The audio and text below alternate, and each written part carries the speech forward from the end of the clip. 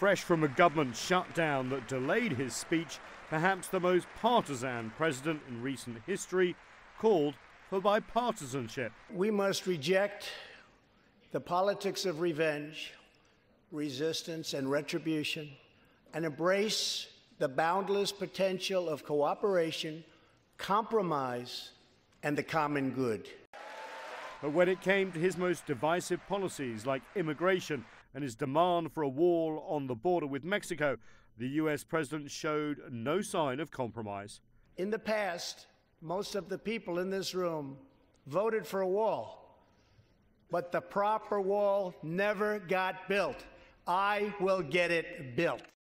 From abortion to immigration, Trump repeated conservative talking points that helped get him elected. He also rejected as partisan the various investigations swirling around his presidency.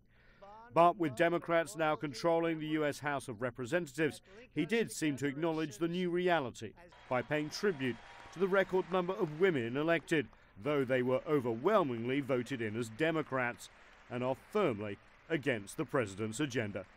On foreign policy, there was news. Trump announced his second summit with the leader of the DPRK, Kim Jong-un, that will take place on February the 27th and 28th in Vietnam. On a separate nuclear issue, Trump hinted that the US may enter into an arms race if a new treaty is not inked to replace the US and Russian withdrawal from the Intermediate Nuclear Forces Agreement. He wants Beijing to be part of that too. He also addressed a possible trade deal with China ahead of a March 1st deadline. I have great respect for President Xi, and we are now working on a new trade deal with China. But it must include real structural change to end unfair trade practices, reduce our chronic trade deficit, and protect American jobs. No date or location was given for any meeting with President Xi ahead of the trade deadline. Trump also defended his decision to pull US troops out of Syria and hinted that talks with the Taliban in Afghanistan could soon lead to a further drawdown of US forces there too.